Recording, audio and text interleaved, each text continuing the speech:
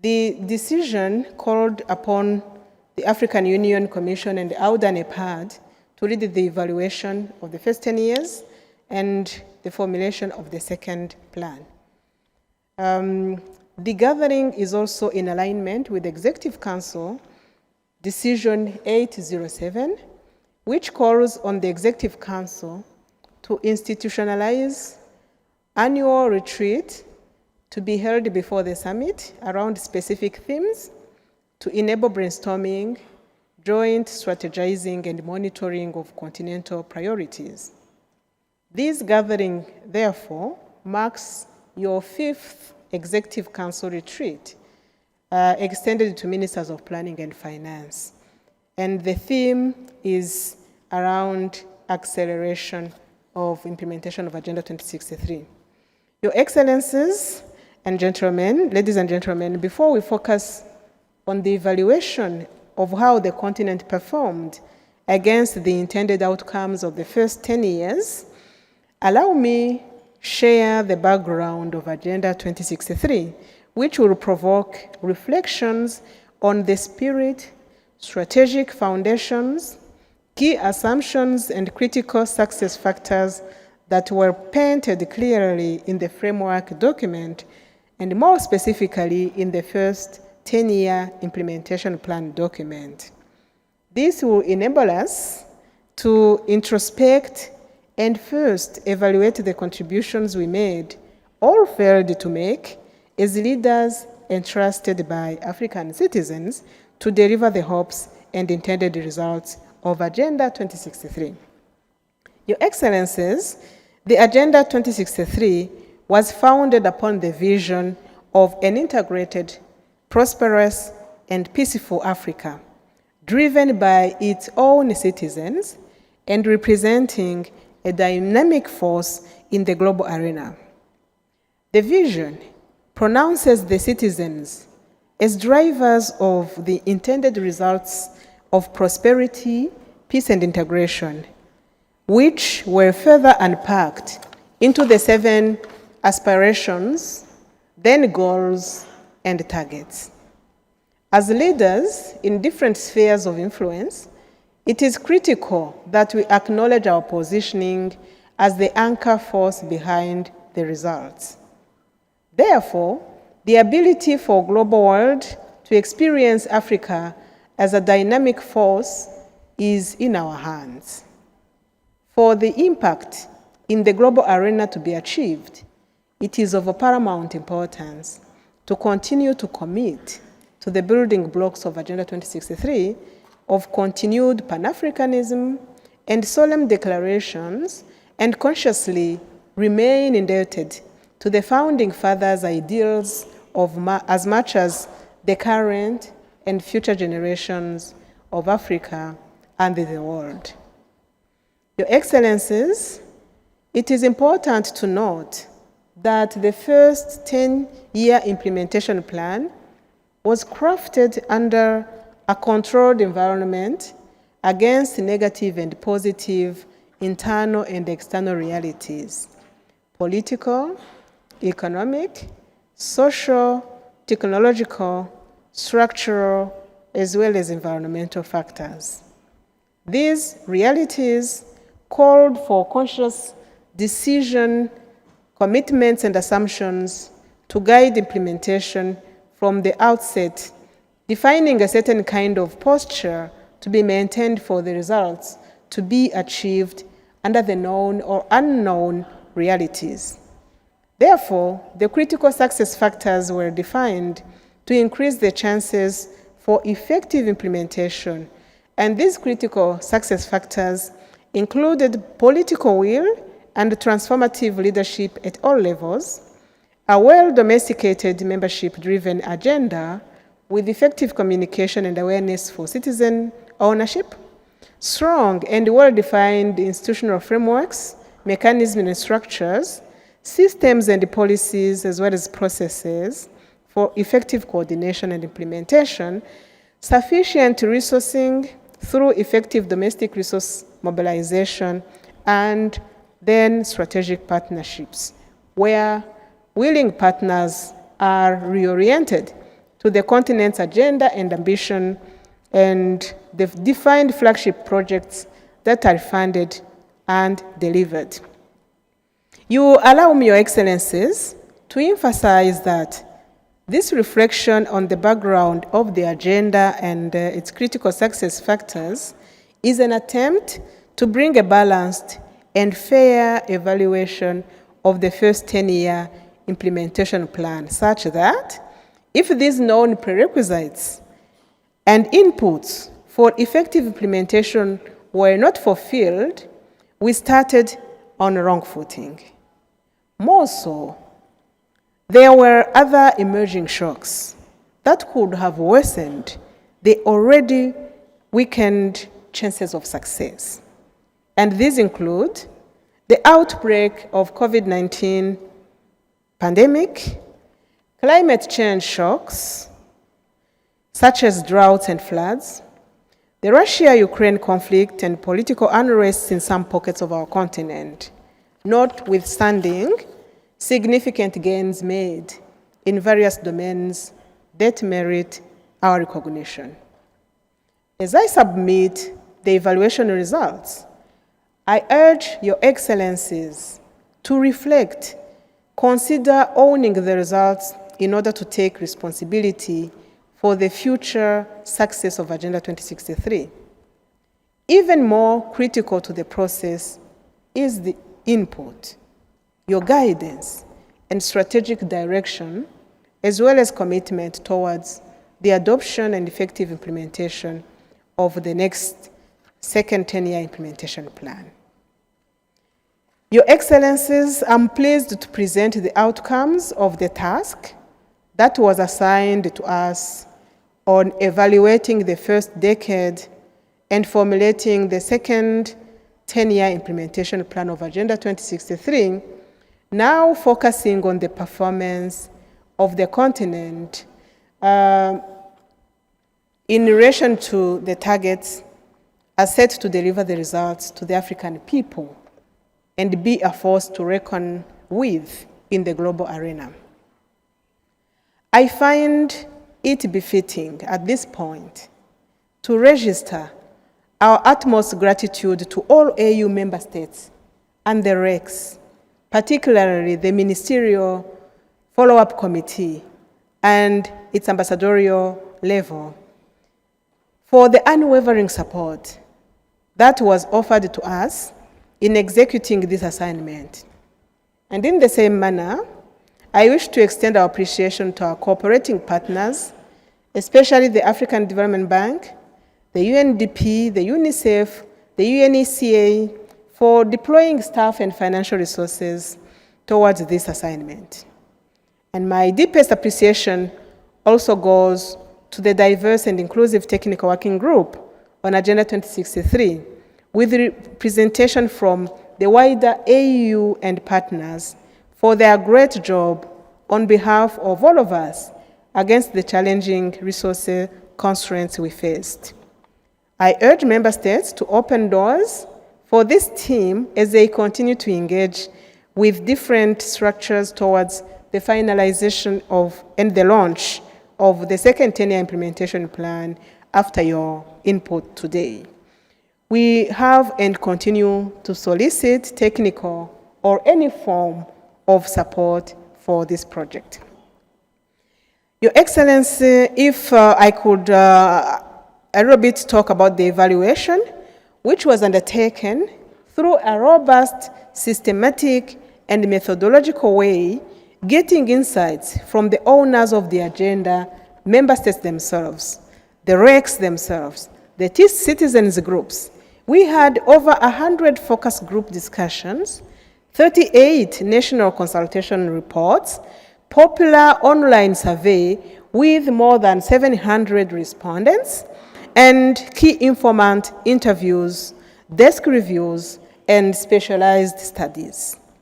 The methodology followed the internationally defined standards of OECD DAC and the guidelines provided by Africa Evaluation Association, AFREA, focusing on 5 criteria of relevance, coherence, effectiveness, efficiency, and impact and sustainability. Your Excellencies, starting with the first one of relevance. On a very positive note, it is reassuring to note that Africa's development blueprint of Agenda 2063 is as relevant today as it was 10 years ago. The evaluation results yielded that Agenda 2063 is still very relevant, with strong alignment and integration into national development plans and strong awareness and ownership among policy makers and policy leadership.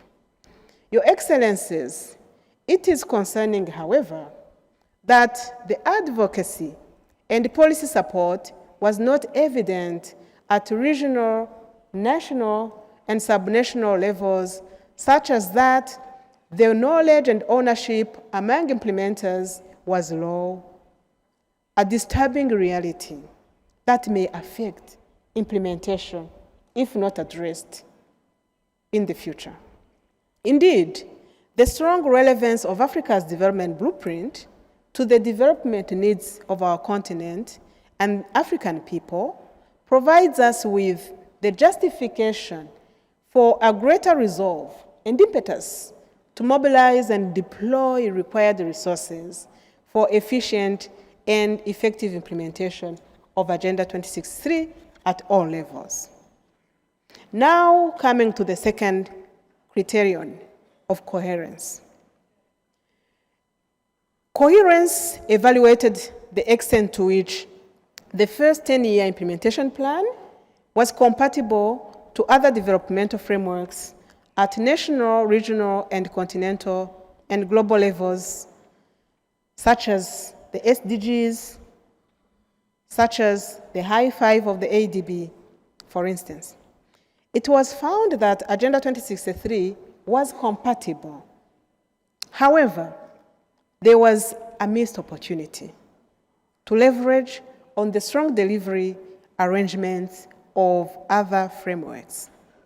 The priorities espoused in the continental level development agenda are in congruence with the priorities that are articulated in national development plans. We see this as an important revelation signaling the critical value of continental efforts in supporting country development objectives. Relatedly, the strong level of convergence between Agenda 2063 and the global Agenda 2030, the SDGs, provided the basis upon which the chairperson of the African Union Commission signed a pact with his brother, the UN Secretary General, His Excellency Antonio Guterres, on one framework, two agendas. In essence, the two leaders reaffirmed the commitment of the two organizations to implement and report on the two agendas in Africa through the second 10-year implementation plan. They called upon all AU entities and UN bodies working in Africa to integrate the two agendas into their national development frameworks. And in this regard, it will be important that we continue to reinforce joint planning between the African Union and the UN and leverage implementation arrangements and resources for enhanced implementation of the two agendas within each and every member state of our union. Then going to the third criterion of effectiveness. The evaluation on effectiveness, which assessed performance against set targets, reflected poor performance, unfortunately. The continent resisted variable performance against the targets set over the first 10 years across the 20 goals of Agenda 2063. While remarkable performance was realized in areas such as coverage of internet penetration, percentage of population living with HIV that have access to antiretroviral treatment, Only nominal progress was made on a number of socioeconomic parameters, such as preschool, primary and secondary school enrollment, reduction in prevalence of malaria or TB, increasing access to safe drinking water and safely managed sanitation services, and increasing the number of households with access to electricity. Even more worrisome is the revelation that in some parameters, such as child marriage, child trafficking, and the proportion of people living below the national poverty line, actually the overall continental status in 2023, unfortunately, recorded worse results than we started off in 2014. The agenda is under threat for the sustainability criterion in terms of domestication, leadership, coordination, implementation structures, mutually accountability. All of these were deemed very weak. The evaluation reflected weak efficiency, especially due to inadequate and uneven distribution of financial resources. Thus far, the result in terms of impact could only be attributed to strengthened convergence exhibited in common positions achieved across the continent. Other critical findings of the evaluation, which include performance of the flagship projects, which are, for most of them, actually also mostly below par, and all of this should be discussed extensively in the thematic panels that are going to follow starting from this afternoon. Your Excellencies, the aforementioned findings of the first 10-year implementation plan evaluation gave us learnings and critical areas of improvement which should be addressed over the second decade of implementation. And these learnings include, of course, they are not limited to these I'm going to cite. First one is a strong design backed by effective mechanisms for sustainable domestic resource mobilization, strong implementation and coordination mechanism, robust monitoring reporting, accountability based on credible data, and with guided opportunities for knowledge sharing. Really, the strong design is what I think we learned from the first 10-year implementation plan. The second learning is around a well-thought resilience mechanism to insulate the Agenda 2063 gains against impact of external shocks and build nexus between peace, security, and development. We actually even add climate. The second 10-year implementation plan should have explicit measures of resilience to cushion the continent's gains against effects of internal and external shocks. Furthermore, it will be important that Agenda 2063 plans allow for targeted interventions. This is a point that Your Excellency, Chair of the Executive Council, you highlighted. Targeted interventions, for example, among countries in or coming out of conflict, among member states prone to droughts and floods, and among small island states for that matter. The third learning is around domestication. There will be need for greater support by political structures and policy organs to deepen domestication and awareness raising of Agenda 2063 across all strata of Africa's population, right from community level through to continental level. This will boost ownership and buttress mutual accountability of the agenda at the different levels of implementation. The emphasis on improved domestication should not be taken to undermine notable policy guidance, and political support from policy organs.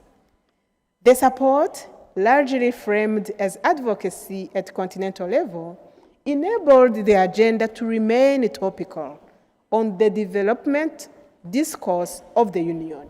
However, I wish to make a call for enhanced effort in cascading the energy to implementation levels.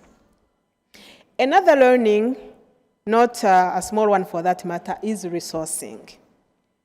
Funding could in part be one of the reasons for the poor performance of the continent on certain parameters. As Africa continues to strive towards the aspiration for her people, it should be considered that in the second decade, greater attention is paid to mobilizing both technical and financial resources. To this end, due consideration for establishing a dedicated development fund to support effective domestication and implementation of Agenda 2063 may be merited. Financing of Africa's own development, particularly Agenda 2063 flagship projects, amidst dwindling member states' contributions to the Union's budget, the role of public-private partnerships, and the role of African institutions backed innovative financing mechanisms should be looked into during this retreat. Another area of learning is the strengthened national implementation structures for Agenda 2063, leveraging other frameworks such as the SDGs and the High Five implementation arrangements to enhance coordination for performance and reporting, improved resource mobilization, and acceleration of one framework, two agendas. Your Excellencies, these considerations were infused into the draft second 10-year implementation plan, and it is the main objectives of this session that we draw from your wisdom to get input on the draft and the strategic direction as to how all of these identified gaps can be closed and whether the purposed solutions and approaches for the second 10-year implementation plan can indeed lead us to the Africa we all want. It is for this intended outcome that the retreat is delivered through extensive discussions on 5 thematic panels. While the first 10-year plan was dubbed the decade for convergence, the second decade had been dubbed the decade of acceleration, coined around accelerators of the 7 aspirations, which we called the 7 moonshots, meant to propel the continent on the desired growth and stability. Your Excellencies, over and above the evaluation of the first 10-year implementation plan, which provides the basic baselines, the draft second 10-year implementation plan is also drafted taking cognizance of the opportunities and challenges that Africa is currently facing and the potential mega transitions that could impact the level of achievement of our set targets. We take note of the fast population growth that presents both opportunities but also challenges for economic growth and development. Relatedly, Africa's youthful population presents opportunities for demographic dividend if the youth are adequately educated and employed.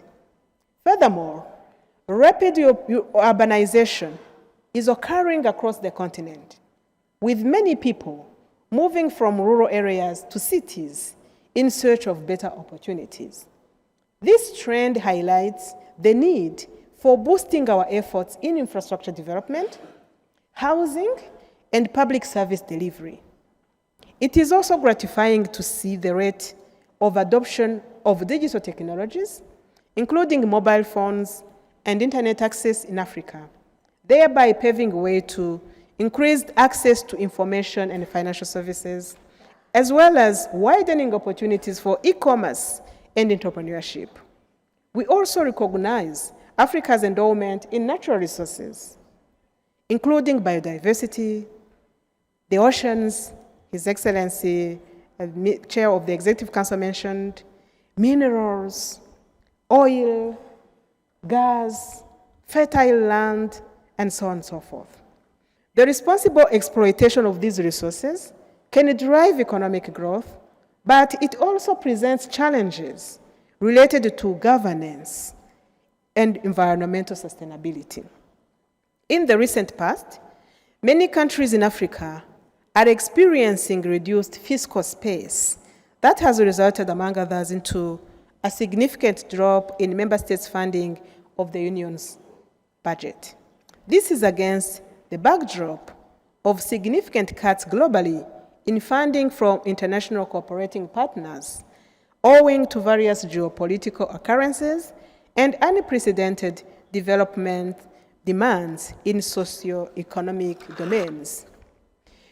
Your Excellencies, Africa is facing a new wave of conflicts, some of which are framed around governance and political contestations that could be attributed to inequalities in resource access and power distribution, and manifesting as unconstitutional change in government. We are also experiencing conflicts emanating from competition for resources. For example, owing to the adverse effects of climate change, pastoral communities in some parts of West Africa have moved into land that belongs to other communities in search for water and grass for their animals, and this is causing conflicts and political instability. The continent also faces significant challenges in the health sphere, especially pertaining to inadequate prevention capabilities, healthcare infrastructure, persistently high prevalence of communicable and non-communicable diseases such as HIV/AIDS and malaria, and now the outbreak for epidemics and pandemics such as Ebola and COVID-19. In the education sector, while there has been remarkable progress in enrollment, especially in primary school, the mismatch between the skills espoused by graduates in tertiary school and the demands on the labor market continue to merit urgent attention. It is worth noting that Africa's efforts towards regional and continental integration are hampered by weak infrastructure, including road, rail, air, and water transport, inadequate production and weak distribution of energy, and high costs of internet usage. So considering that infrastructure forms one of the key pillars of Africa's development, the current status does not provide the requisite basis to facilitate economic development and access to services.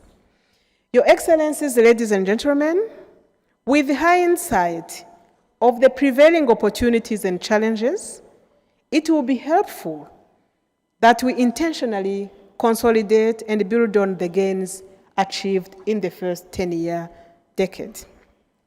The commendable progress in operationalizing the African Continental Free Trade Area, for example, should be reinforced with the requisite policy and implementation support, including removal or non-tariff barriers.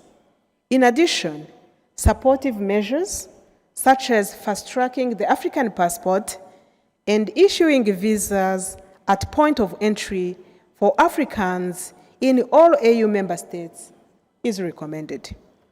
Other measures, such as opening Africa's skies to African airlines, boosting investments in multimodal transport projects, including interregional railways, and significantly reducing intra-Africa aircraft parking fees would boost the FCFTA.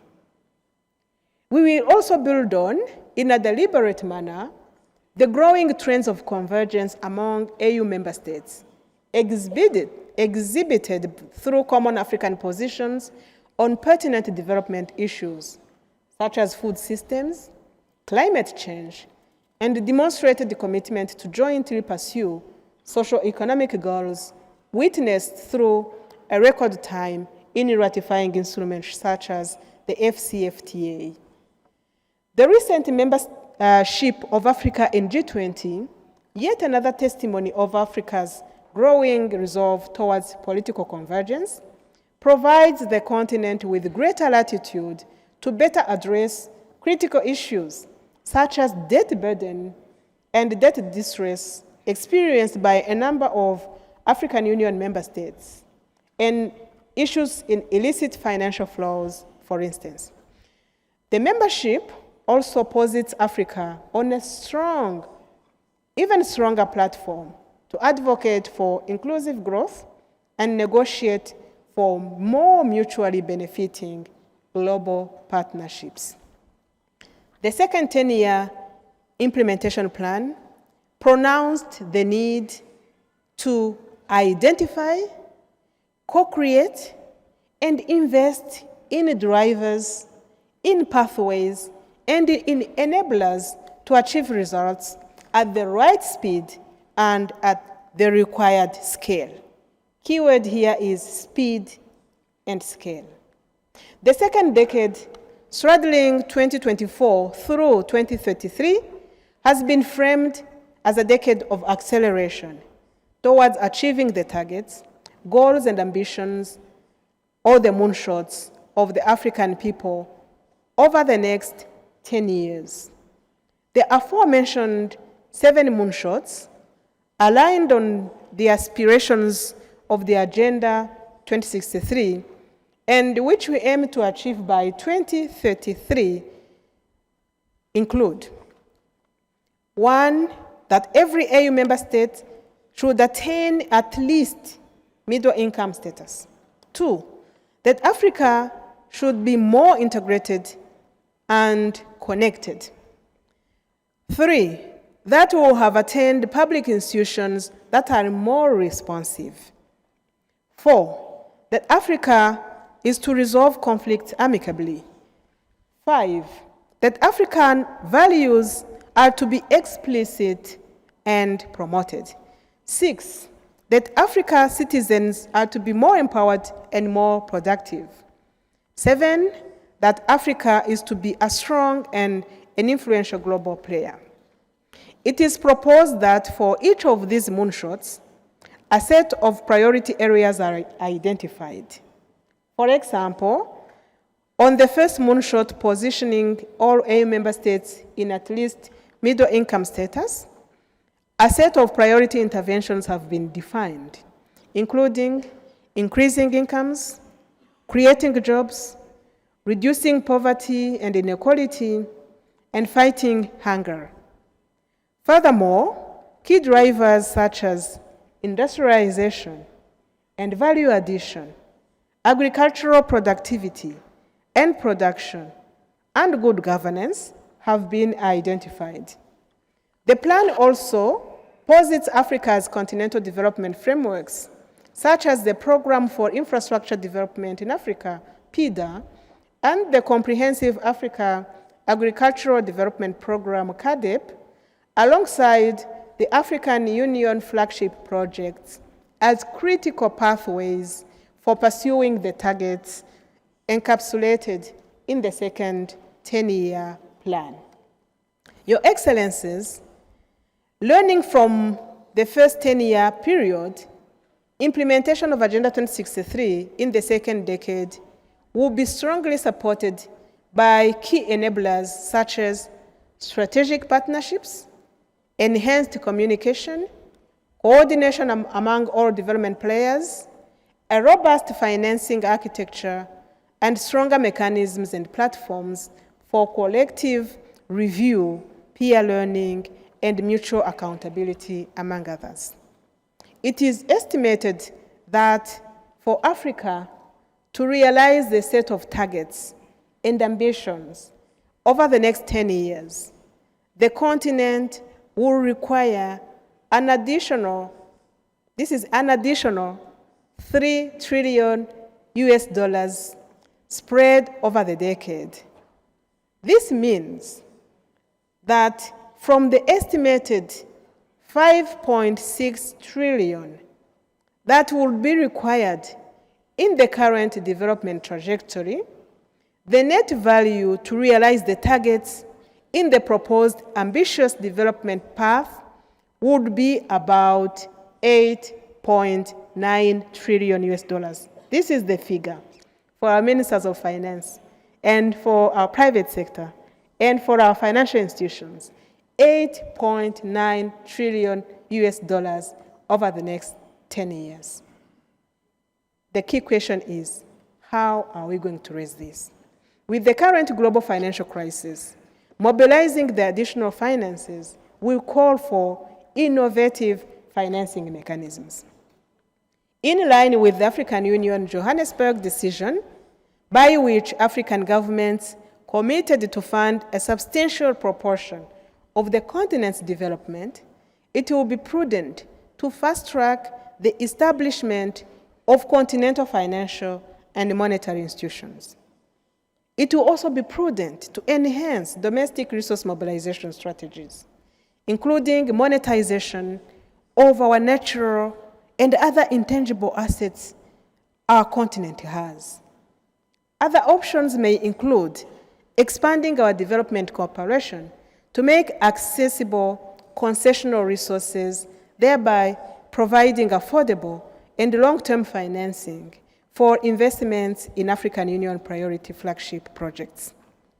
Your Excellencies, it will be amiss of us not to admit internal challenges and weaknesses that may have affected the performance of the first 10-year implementation plan, which, if not resolved, may affect the implementation of the second.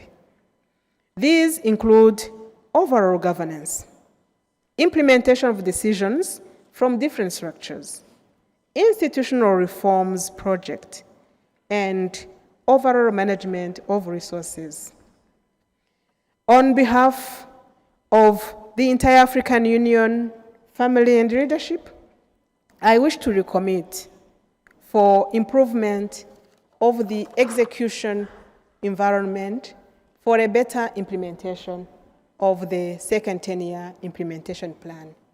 To the African citizens, our youth, women, diaspora, private sector, big and SMEs, and other specialized groups, we commit to more visibility of Agenda 2063 for enhanced ownership, contributions, and improved impact. Your Excellencies, ladies and gentlemen, it is now with great pleasure that I formally submit to you the evaluation report of the first 10 years and the second 10-year implementation plan of Agenda 2063 for your further consideration and basis for the discussions over the 3 days of this retreat. We carry a strong conviction that the plan provides us with the required platform for all advancing our collective efforts towards the Africa we want, within the framework of regional and continental integration. We look forward to receiving your valued and strategic guidance and reconstructing of all of us to the African blueprint towards the Africa we want, Agenda 2063, even as the continent and our partners eagerly await endorsement that will pave the way for implementation of plan at all levels. I wish you success in your deliberations during this important retreat, and I thank you for bearing with this long presentation.